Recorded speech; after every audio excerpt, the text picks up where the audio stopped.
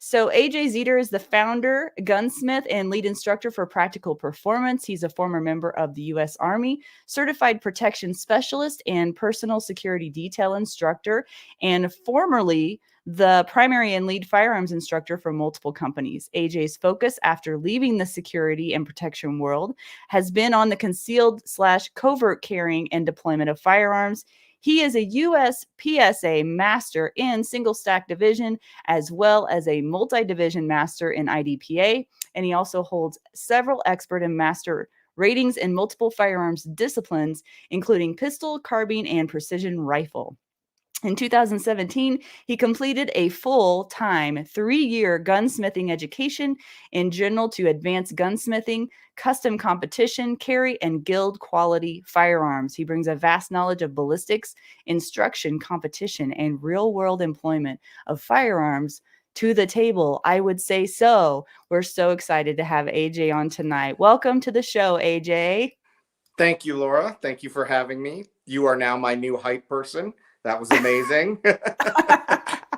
Well, I don't know where the energy comes from this week, but I'm so glad to have it back. There's been a few weeks in the past that I haven't really, I've been dragging a little bit, so it's good to have some energy back tonight. Awesome. We're going to have a good show here. So just to give you guys an overall general broad view of where I want to take this interview, I do obviously want to talk to AJ about his gunsmithing career and guns in general. He's the gun dude to talk to, right? About 1911 specifically. But I do also want to get into his competitive shooting career and talk a little bit more about his approach to not only teaching, but the mental game of shooting, because that is something I know a lot of you are interested in as well.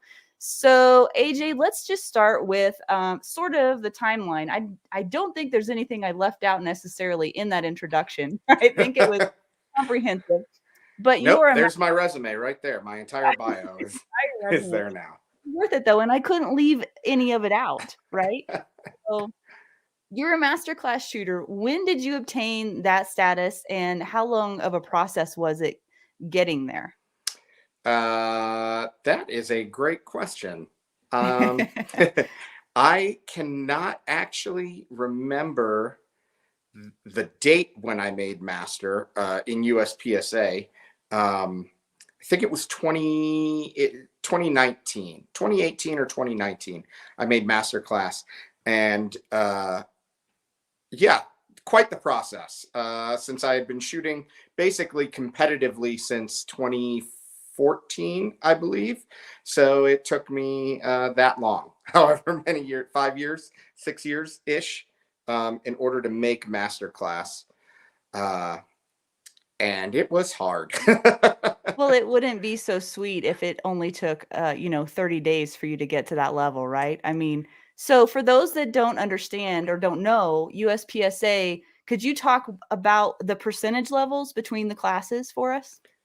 Sure, absolutely. So in USPSA, and this is one of really the reasons I love USPSA, for a majority of the matches you shoot, there is one stage or sometimes two stages dedicated to a classifier stage.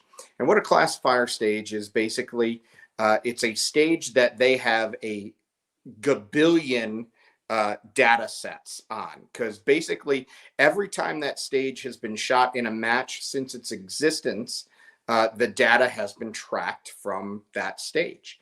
So because of that, we get a huge amount of data, and we create a classification system. And the way that works is everything is based off of what's known as a high hit factor. We use what's called hit factor scoring, which basically boils down to the amount of points you shoot divided by the time it takes you to shoot them.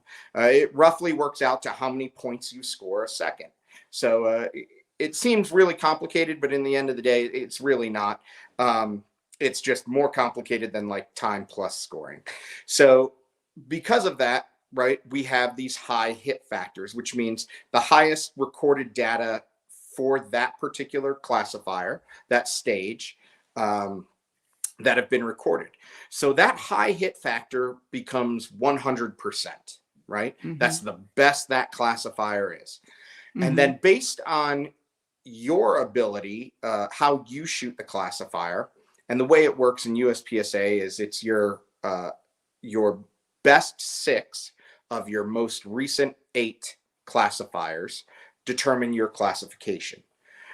So you shoot this, and the way it breaks down, 95 to 100% is what's known as a grandmaster.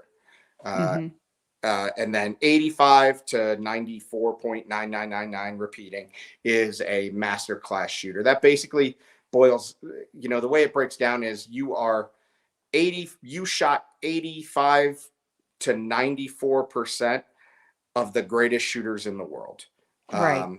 And then it flows down from there. An A-class shooter is 75% up to 84%, so on and so forth. So it's just the way they do their classification system. And it's by no means perfect, but it's a great way to compare yourself against a huge data set.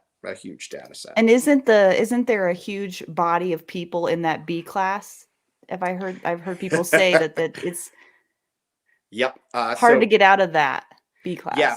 B class is like the Bermuda Triangle. It's really easy to get into B class, and it takes you forever, and it's really hard to get out of B class. When I started shooting USPSA, I was right into B class, and I was like, all right, this is going to go good. I'm going to be out of here so fast. And it took a long time to get out of B class because the range is so broad in B class. So, right. It's a big pool, isn't it?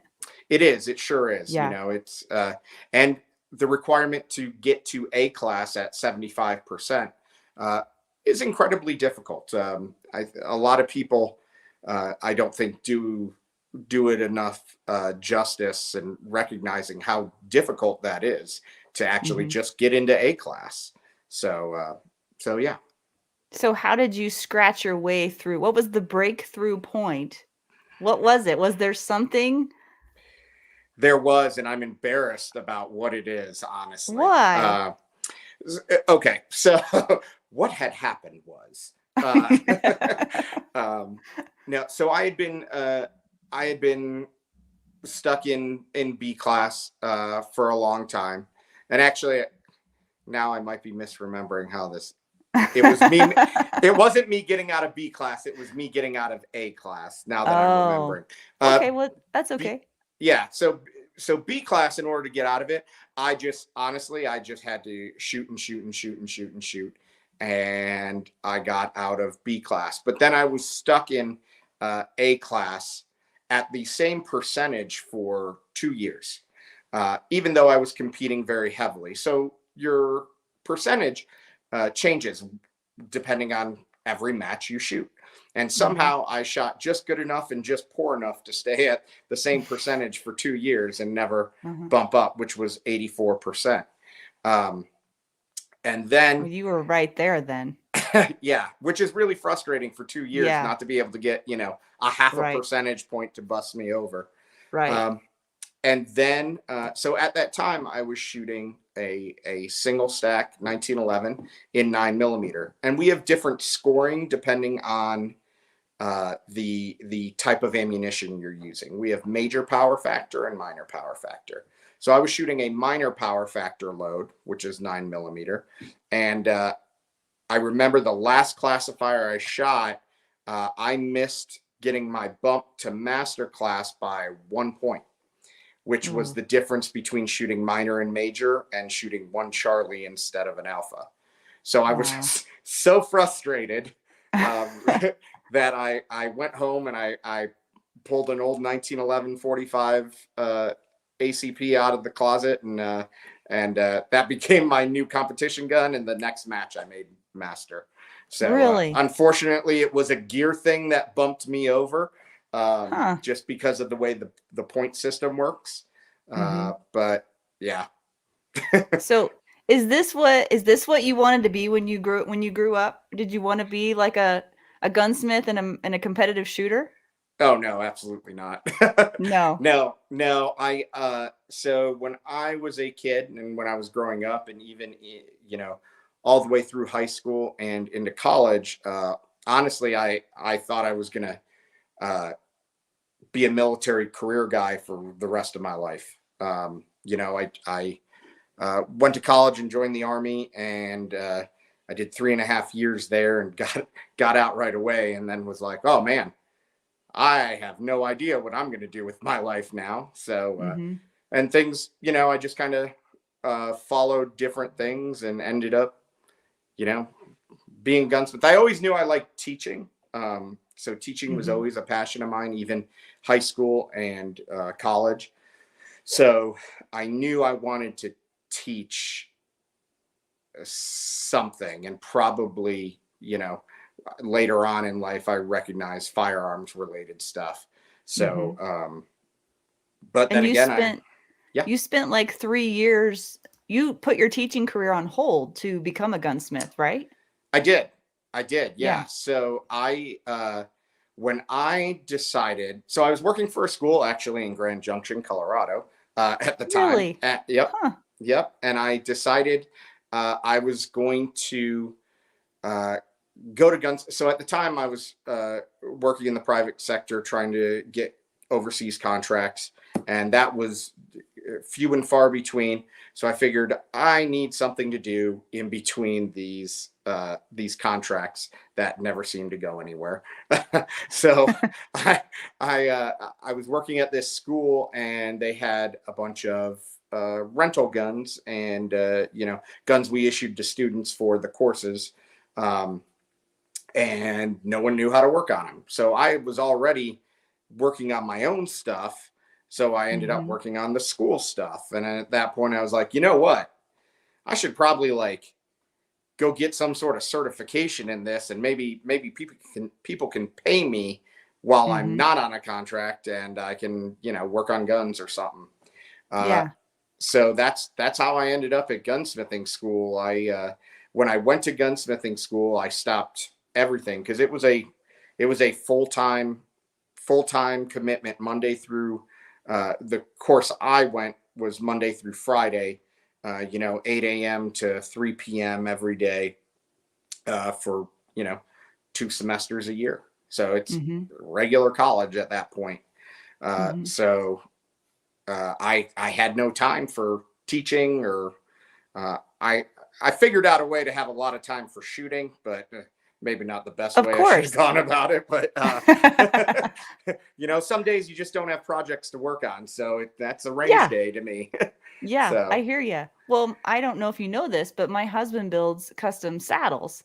And so oh, the awesome. whole idea of being a custom maker of anything intrigues me because I kind of know I wouldn't say the lifestyle, but kind of is because when you're in the custom world, um there's a lot of things that you come to know about your trade that just the common everyday person just doesn't know. It doesn't mean they're dumb. Yeah. It's just that you have just dug so deeply into mastering whatever your trade is that you appreciate it in a way that no one else really can, unless they're also in that field.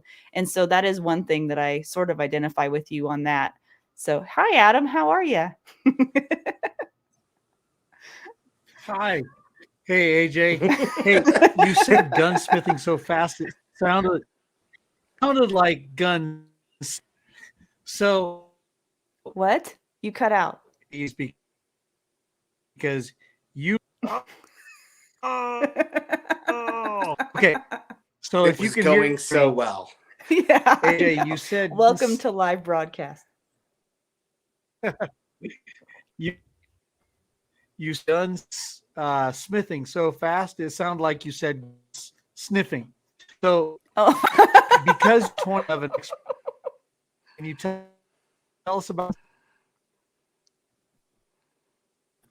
You're gonna have You're to do gonna it have one to more time, brother. Yeah, you're gonna have to put it in the comments, Adam, or something, or sign language. No, even the sign language wouldn't work because you're frozen.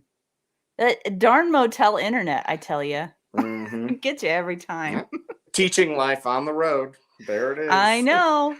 I know. Well, okay, so he thought you said gun sniffing, or I said gun sniffing. I did not. I said gunsmithing. And what I mean by that is building custom guns, fixing guns. Yeah, maybe you should tell me exactly what that means. Maybe I don't know, AJ. No, Everything that you do. you're right on all accounts. Okay.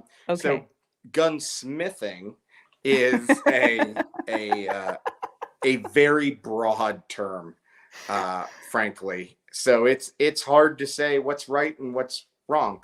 There are gunsmiths who they don't build custom guns. Oh, Yep, absolutely. They only repair and work on like factory style guns.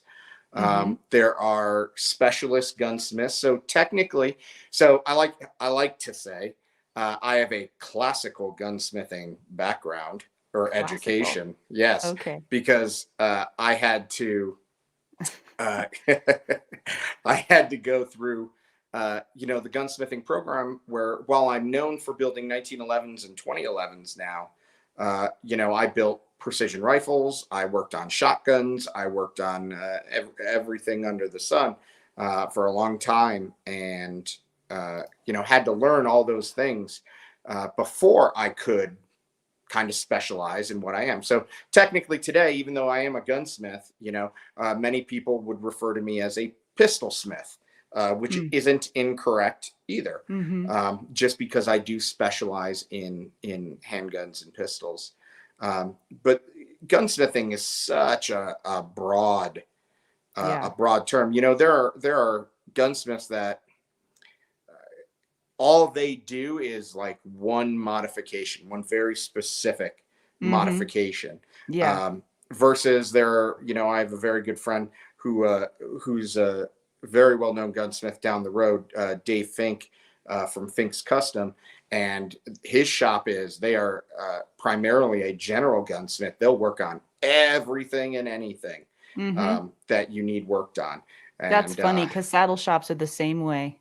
Yep. There's so much crossover in that. And it's funny because whenever somebody orders a custom saddle, sometimes they think they know what they want. It turns out they don't. Like their first thing out of their mouth is, I want a whatever, fill in the blank. And then by the time the order is placed, they have done something completely different because what they thought they wanted wasn't really what either they needed or they even wanted, because they didn't know what they didn't know. And so is a lot of what you do educating people about guns? It absolutely can be. I mean, that is, that correlation is spot on. So spot on. When I got into the gunsmithing portion, right, I thought I was going to be, for the most part, a truly bespoke gun builder. Like I was going to have these clients, they were going to call me. They're like, oh, this is exactly what I want. And because it does all these things and I know all this stuff and blah, blah, blah, blah, blah. Right. And what I quickly found out is, and this is not a dig at all, but it's just the way the industry works. Yeah. People see a picture of a gun they really like, and they're like, I want you to build this. And I'm like, oh, well, do you want it in this and this and this? And you want me to do this? They're like, just build this. Yeah. Oh, okay. Right. Or something of that nature. Hey, I know I want this thing. And I'm like, well, do you want it with these 711 options? Hey man, I don't know that. I just want you to build the thing. So Right. Well, the KISS method, even in custom work, is a thing. Yep. Now you got to keep it simple for people and not overcomplicate it, because you can do a million different variations of sometimes the same type of thing. So, and I don't claim to be any kind of expert with guns. I know how my gun works. I know really well how my gun works. And I'm familiar with 1911s and how they run. But could you explain maybe to people who may not know why someone would prefer a 1911 or 2011 versus a polymer frame gun? Sure. Really simple reason. They're just better. So no, that's simple enough. Right. There you go. No. So that's a great question. Right. So the 1911 has certain similarities with modern polymer guns, but it has a lot of differences with modern polymer guns. And actually, if you look at most modern polymer guns, they take something off of the 1911. 1911 is probably the most iconic handgun ever produced, especially in the United States. But a lot of that's attributed to, John Moses Browning being a genius. But there are inherent things that are currently done on the 1911 that no other platform does. Typically we see, especially in the aftermarket for name your favorite polymer pistol, trigger systems. This trigger system feels just like a 1911. And it's like, well, that's not true. But it's trying to be a 1911. And the reason they do that is because the 1911, from a mechanical standpoint, has probably the greatest trigger in any pistol ever built, because it doesn't utilize a hinged design, a single pin with a hinge design trigger. It uses, we all have heard you're supposed to press a trigger straight back to the rear.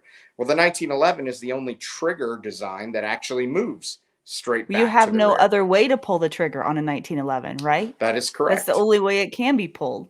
Yep. Okay. That is absolutely correct. So, and that one small thing lends to, and I hate this term, but I use it when speaking about designs, but the inherent accuracy of the system.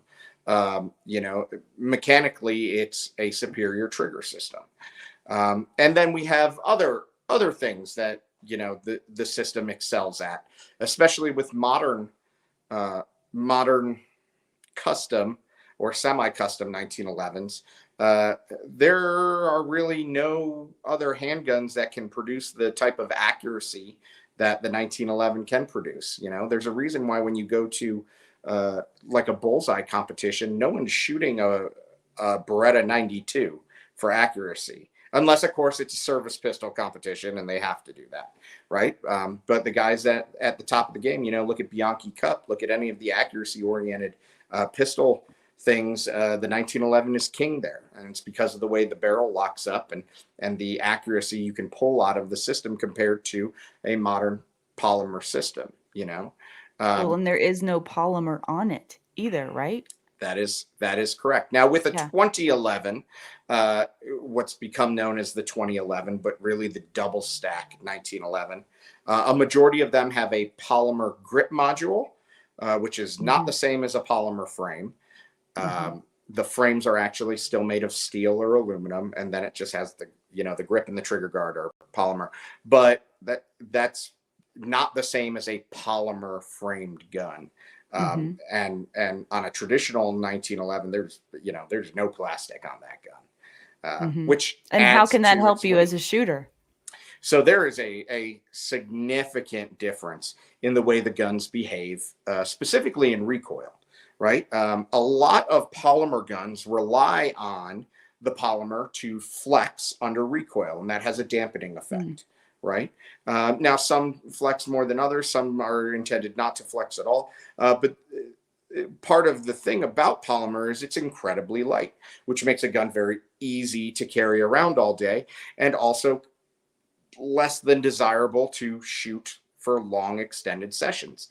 The 1911 being a primarily steel framed gun, you shoot a 9mm out of a 1911 and you think you're shooting 22 sometimes. It's kind of silly, in fact, especially if you have really good mechanics. It's like, I can't believe this is happening.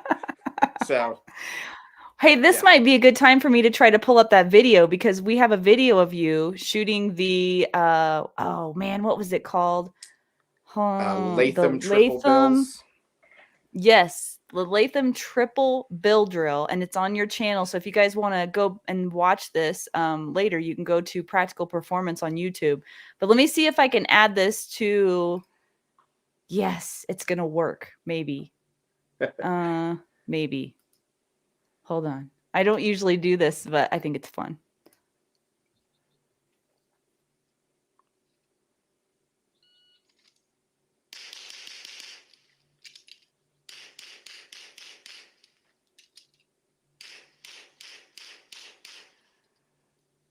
That's insane. Okay. That's insane, because because you're shooting 1911, you're reloading constant. Your reloads are like butter. They have to be. Well, it is a large part of the game and something I Right. struggle with often. Right. But yeah, that looks like fun to shoot that gun. It is. It is a ton of fun. At, there's something different about 1911s. Some guys will tell you it's the aesthetics of the gun, but a lot of us attribute it to 1911s have a soul that other mass-produced guns just don't have. Well, I hate Plus, to relate this again to custom saddles, but you know how you said that, well, the lighter guns are easier to carry, than the steel frame guns. We have a thing in saddle making too. And just in saddles, people have been like, well, I want a custom saddle, but I want it to be super lightweight. Okay, well, the materials that are made in a really high quality saddle most of the time are heavier weight things.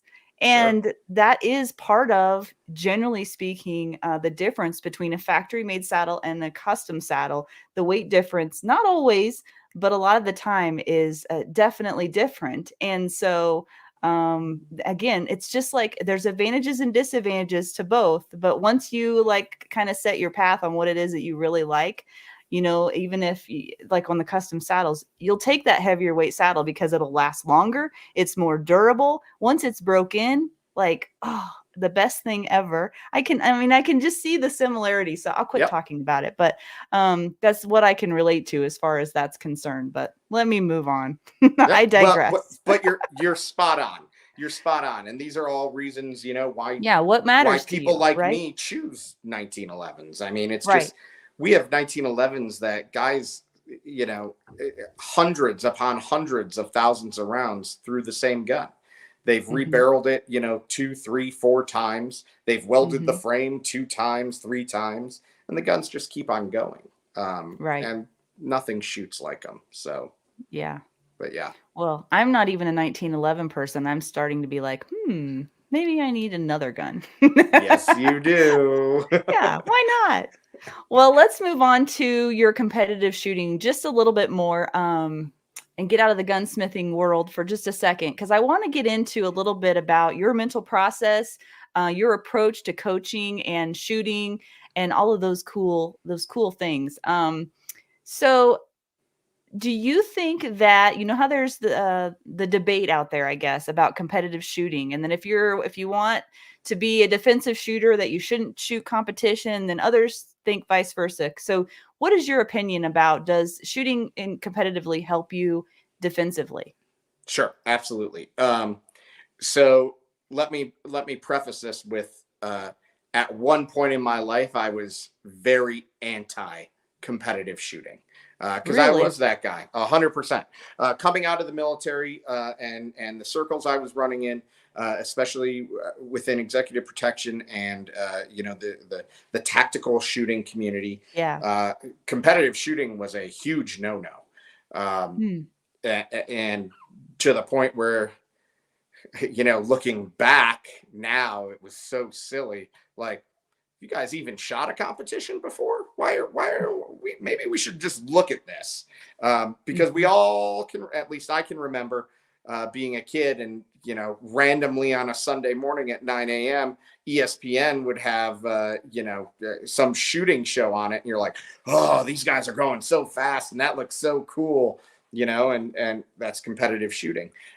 Now uh, I think if you are not competing as a defensive shooter, you are leaving a lot on the table that Hmm. you really should get into competitive shooting. And I can tell you the moment it happened.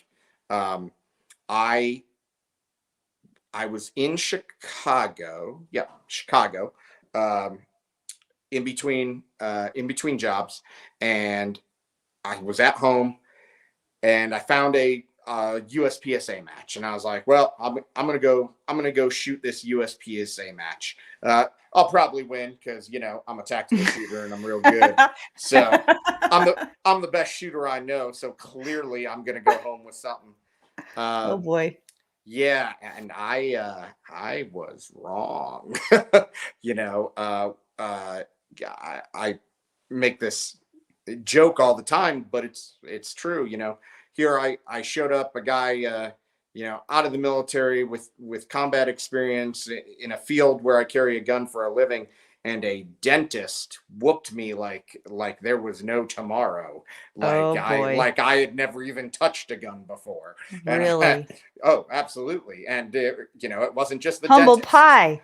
Oh, You got a piece absolutely. of humble pie. Yeah. Big time. We've all Big done time. that from time to time. It was the shipping clerk and the dentist and the guy that works at Target and this and that and everyone. And I'm like, I do this for a living and I am not nearly as good as these people. Which kind of brings us to the defining moment in most people's shooting, which happens right at that moment. The point where we can decide to let our ego take over and never go back and shoot against those people again because it's just competition, right? Mm-hmm. And I play for keeps and all that stuff. Or we can put our ego aside, understand that there might be skills that these people possess that will make us better at everything else we do with a gun. So maybe we should try and figure that out. And that, luckily is the route I took. And it led me into, at the time I had really plateaued as a shooter. I could not seem to get better no matter how many rounds I threw down range. No matter how many classes I went to, I just wasn't getting better and I couldn't figure it out. At the time, I must have shot 40,000 rounds a year just of pistol and did not get any better. And when I found competitive shooting, I had actual things I could see and transfer the information and follow and chase that were completely contrary or completely different than everything I had done in the past. And it took my shooting to just a completely different level. And I would encourage anyone that's serious about, defensive use of a firearm to get into some competition. It doesn't have to be USPSA. That's just my preferred sport. It can be IDPA. It can be, outlaw matches. It can be 3-gun. I don't care what it is, but the benefits of competition are just, I can't sing its praises enough. From just putting yourself under that stress, and it's social stress. It's not mortal stress, but hey, your body really doesn't know the difference between the two. Right. We hear this all the time. Oh, I completely forgot what I was doing the minute the timer went off. Yeah. Oh, but gunshots won't affect you. Sure. Why would that be any different? Our body just doesn't understand it. Right. So it's fantastic. And I try and incorporate that a lot into my classes as well. And into my teaching. There's stuff in my classes that are, at the end of the day, shooting is shooting, whether it's competitive shooting or tactical oriented or combative oriented shooting. Shooting is shooting. It's about mechanics. It's about mechanics. And then there's processing, right? There is mental processing that has to happen on both ends. You will get better at mental processing by shooting competitively, because despite what everyone thinks, even though you get to walk a stage plan, which in the military we used to call rehearsals, apparently everyone forgot about those. But you have to adapt on the fly constantly in competitive shooting. A piece of steel didn't fall. You miss a shot and you have to re-engage a target, which now throws your entire load plan on. You are constantly processing information at speed. And you know how you get better at processing information at speed? You do it a lot and over and over and over again. So, which helps your decision-making processes all around. Huge benefits. I'm not sure if I answered the question, but I love it. I love it, because you're going right down the trail that I was going to take you anyway, which is the mental game in shooting. How important is the mental game in shooting? Once you have established subconscious competence in your skill level and you're maintaining that high level, isn't everything else mental? And what would you give as advice for people out there who are struggling with that part of the game? Because I would argue that's the larger percentage of the game. Yeah, I definitely won't disagree with that. Everyone thinks the guy that wins the match is, the guy that shoots the match perfect, and that's not correct. No one has ever shot a match perfectly ever in the history of competitive shooting. It's the guy who makes the least amount of scorable mistakes, right? Whether that's time or hits, that's who wins, and that's life too. Right. Yeah. Who messes up the least wins, and at the end of the day, who gets the fastest, most critical hits first wins.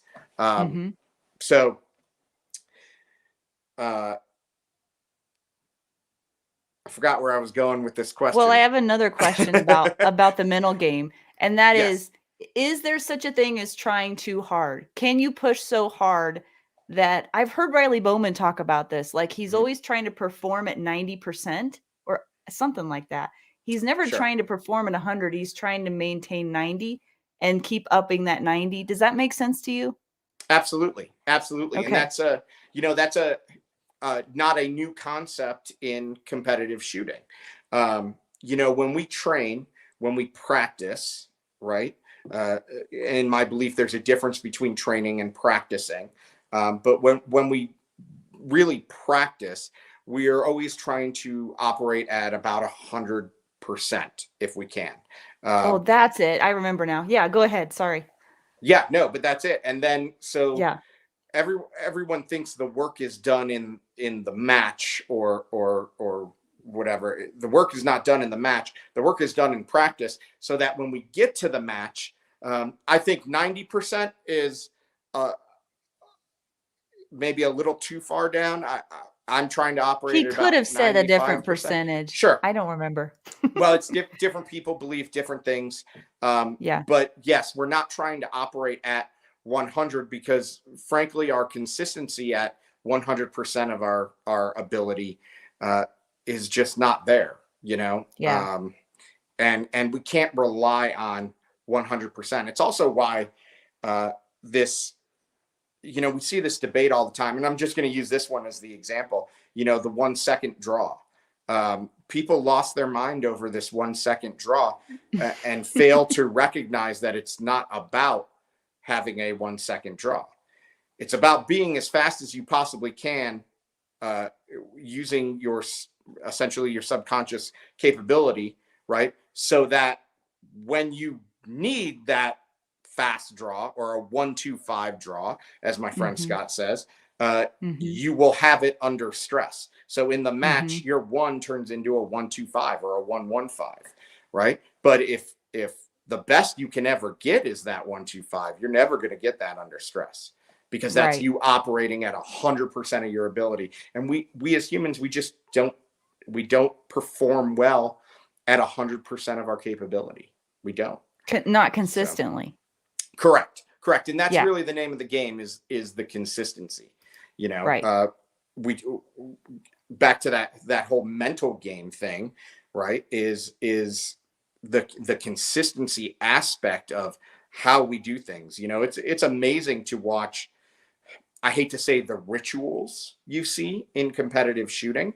You see guys make ready the same way every single time. And the reason that is, everyone, has their own things, but the reason that is because at some point in that person's shooting experience, something has occurred that caused them to do that make ready that way. Whether they forgot to turn a red dot on, so every time they take a sight picture, whether they didn't seat a mag all the way, so when they seat the mag, they give it a tug every time, whether they, something, they have that ritual because of their consistency, because they knew at some point they made a mistake and they don't ever want to make that mistake again. So if they consistently do the same thing the same way every time, they will avoid those mistakes. Right. Yeah. And Brian talks about as coaches, we tend to coach people on things we struggled with the most. Yeah. And I've found that to be true. Yeah, absolutely. Because, we can relate to that struggle. Yeah.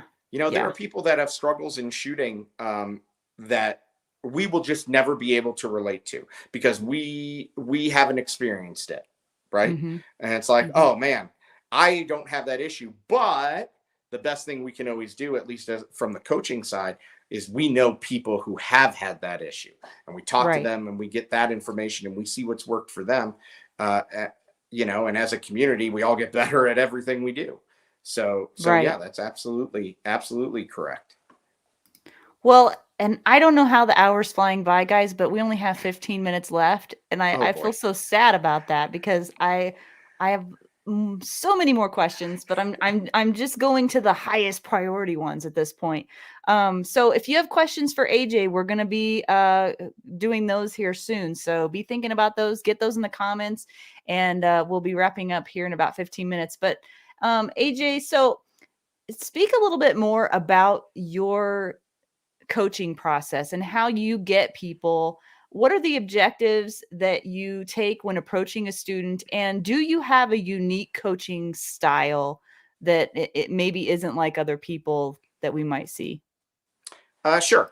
So I'll tell you right now, I have zero objectives when I start coaching a student, because the coaching is not about me.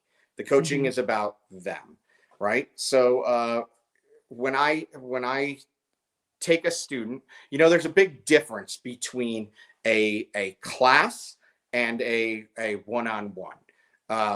But I try to integrate those same ideas of the personal instruction from one-on-one sessions into the classes that I teach, you know, which we do right at the beginning. Hey, tell me what your goals are here in this class.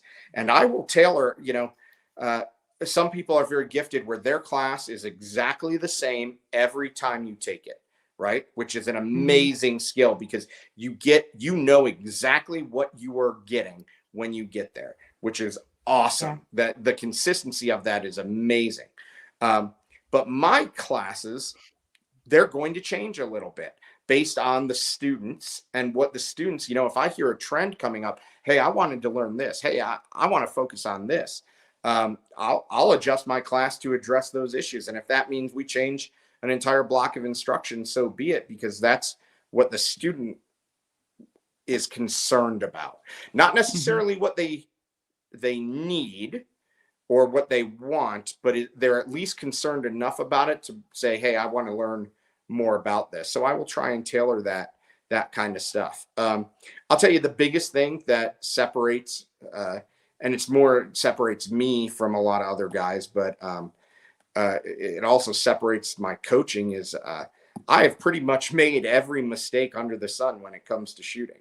I have gone down rabbit holes upon rabbit holes, both with tactical shooting and competitive shooting, that you know, led to bad places, you know, not good shooting and not good habits and not good skills. So I've made the mistakes. And I think that gives me kind of a unique knowledge of, you know, why we do a lot of the things we do, or why we start following or going down certain paths in our shooting. You know, I can very much remember being a newer shooter, and going down these gross motor skill paths. And later on in my life, you know, because I made those mistakes later on in my life, discovering, wow, that's not entirely accurate.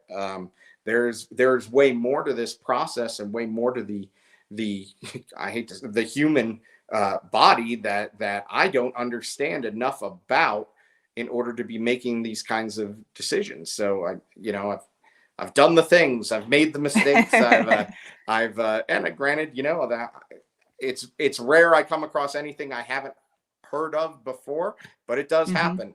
You know, it does happen. I've played the front sight focus game.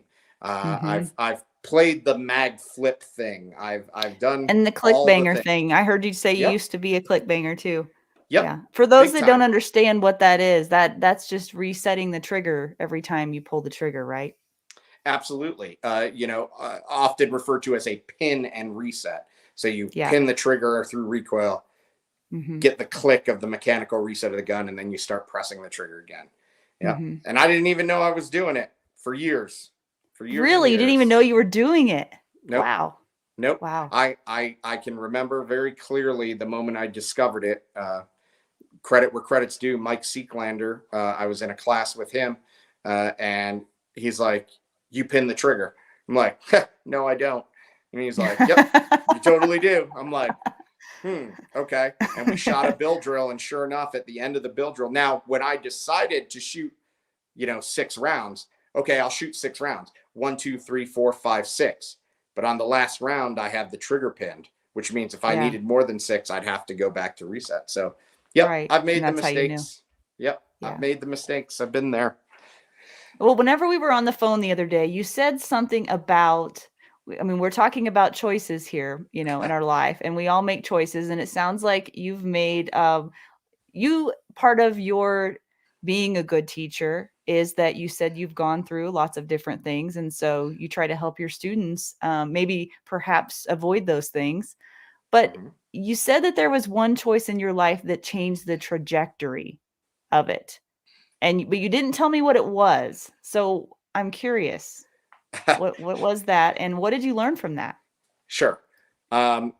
So when I was in college, so I went to college in Vermont, Military College of Vermont, and I had a choice I had to make, which was either to be Army or to enlist in the Army. And my whole life, I had this idea that I was going to enlist in the Army, which for some people that are familiar with the difference, officers on the leadership side, enlisted, you start at the bottom and work your way to the top kind of leadership. So I had it in my mind that I was going to enlist in the military. And when it came time to make that choice, I had several factors that I made the choice to become an officer, not because it's what I thought it was the right thing to do, but because of what my and I don't hold this against them, but what my family wanted me to do, and I have regretted that decision my entire life. And it changed. It absolutely changed the trajectory of my life. But I say that now, only knowing the path that I went down. And that's part of it. I will never know what that other path or where that other path might have taken me. And, parts of me are like, oh man, grass is always greener, of course, but where would life have taken me had I gone down that path? And so, here I am today, almost 20 years later after that decision. And I think about that almost daily. And it's a good thing. My wife and I talk about this all the time. And she she keeps me honest and straight and everything about, hey, you got to remember that things change every day, and you have to live with the decisions you make, but make better decisions based on good information, not necessarily emotional information. Mm-hmm. And that was an emotional decision that I made for other people instead of myself. Not that that's always the wrong answer, but at that point it was not the right answer for me. And here I am 20 years later, still possibly regretting that decision. So I try not to let those things and let other people's necessarily opinions drive my focus and my desires in life. And I think that's important. That's important for all of us, especially as shooters. Yeah. I have followed friends across deserts and seas and the entire world in the pursuit of fortune and glory. And here I am today now, doing things that I want to do, not necessarily what anyone else wants to do. And I think that's important for us to recognize what our goals are, what our wants are, especially in shooting. What kind of shooter do you want to be? What kind of defender do you want to be? Do you want to be the greatest person living with a handgun? Then this is what it takes. Do you want to be, you know, the guy that can shoot a baseball at a mile? Well, okay, but this is the decision that you're going to make, and this is how it's going to take you to different places. So like I said, I think about that every day, and I try not to repeat the mistakes of my past, and hopefully not build up more regret over time. Well, AJ, it's led you to us, and we're incredibly grateful for that. So, well, thank you. So I don't think it was a mistake. That's what my wife tells me all the time as well. Well, she is smart. You should listen to her. She is. I know. I really should. But sometimes I just can't. I know the feeling. Well, that was really good. I'm so glad that you shared that with us. We're going to go into the Q&A here in just a second. We've got a few questions, and there's a little bit more time if you guys want to pop something in the comments. But really quickly, I just wanted to give a shout out again to defenders-live.com. Guys, I really wish you would go there and check that out. You can see all the past guests that we've had on. We've recently partnered with Patriot Mobile. And so go to the partners page and check out all the cool companies we've partnered with. If you want to help out Defenders Live, this is one of the best ways that you can do it.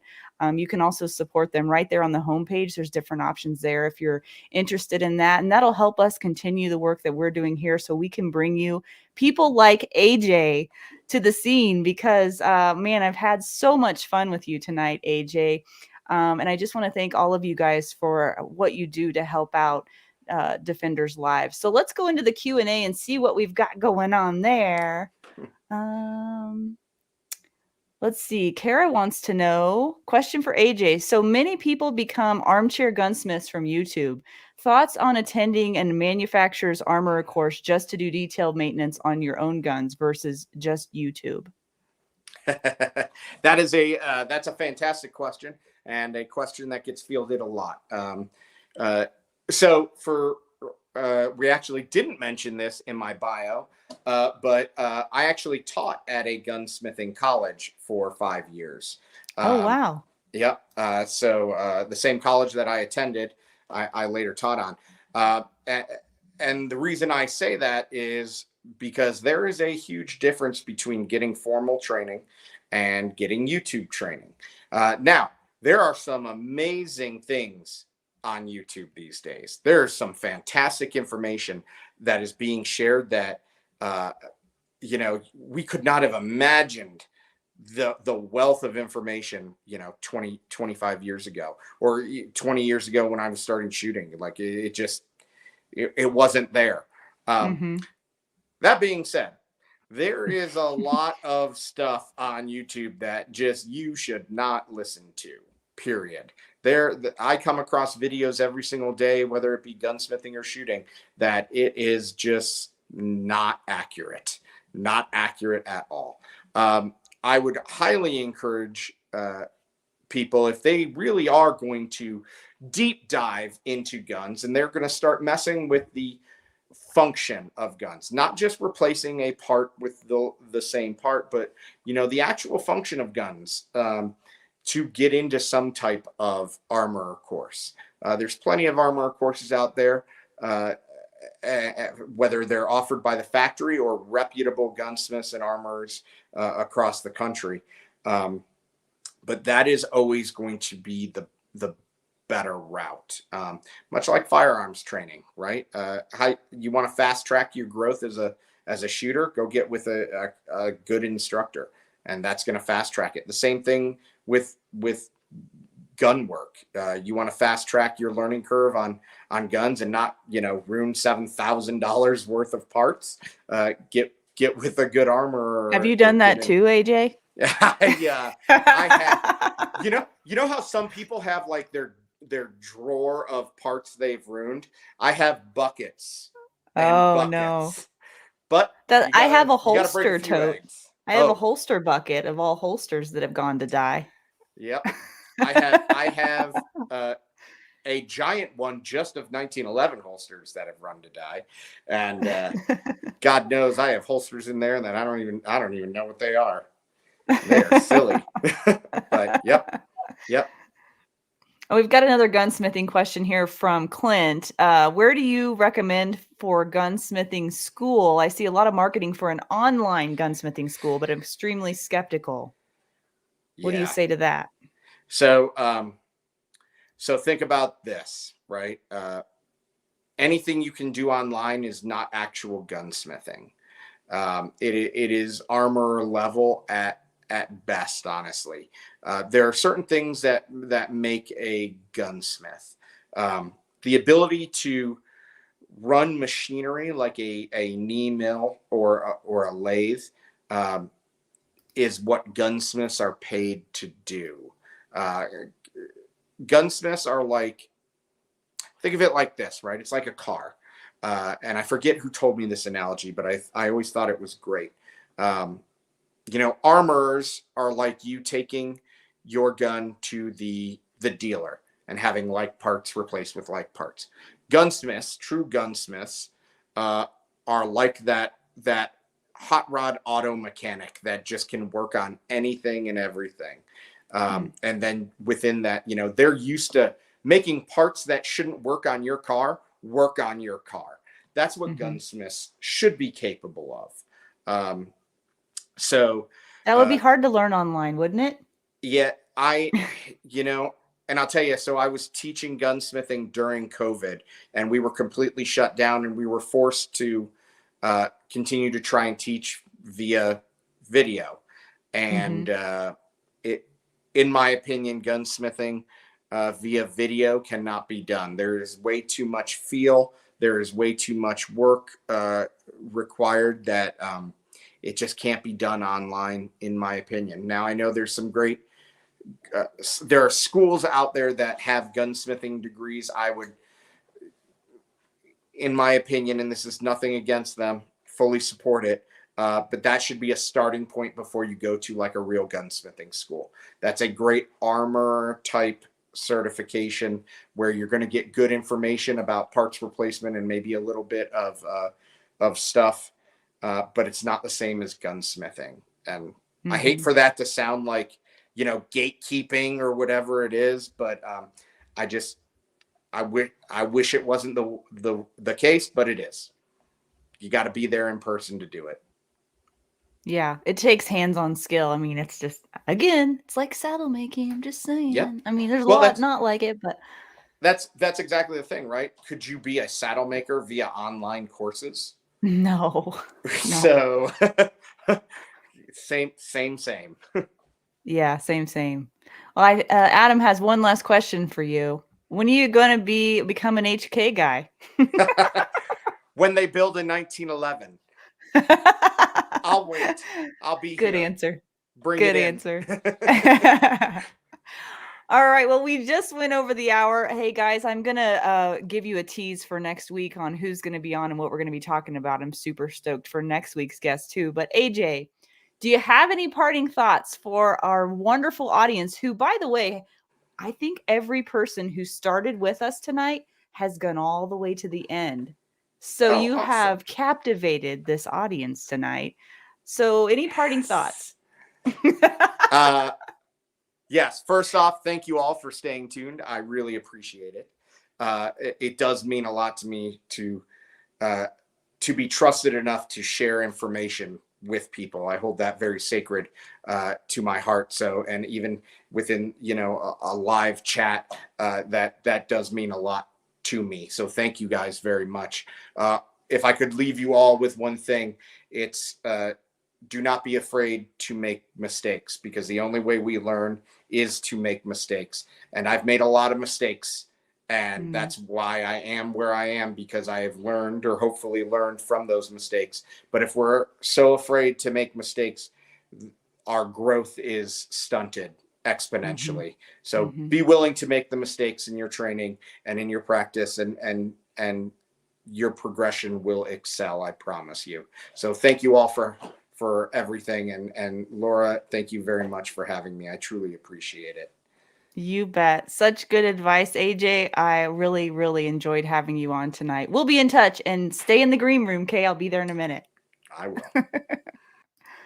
Okay, guys. So I knew that was going to be a great one. AJ's so awesome. Really enjoyed that. But so let's look forward here to next week and see what we're going to have. May 3rd. Oh my gosh, we're in the last week of April. It's May next week, guys. Jeremy Horn is going to be on. He is the founder of Elite Performance, a mixed martial arts training organization in Salt Lake City. He's been an active competitor in MMA for over 30 years, and he's fought in over 180 fights during that career. Jeremy has fought in almost every fighting organization in the world and has also trained 6 UFC world champions. Jeremy was the former International Fighting Championships middleweight champion and the King of the Cage light heavyweight champion. I'm going to have to learn all the lingo. I'm sure he'll fill me in. But hey, guys, make sure in the comments, drop in what you would like me to talk to Jeremy about. I imagine mental toughness and longevity could be 2 good topics, but I want to hear from you guys because the show is for you guys. It's not for me. So drop in the comments what you'd like me to talk with Jeremy about. I have a feeling that's going to be an exceptional interview as well. And we will see you again next week, Wednesday, 7 p.m. Mountain Time. Until then, take care.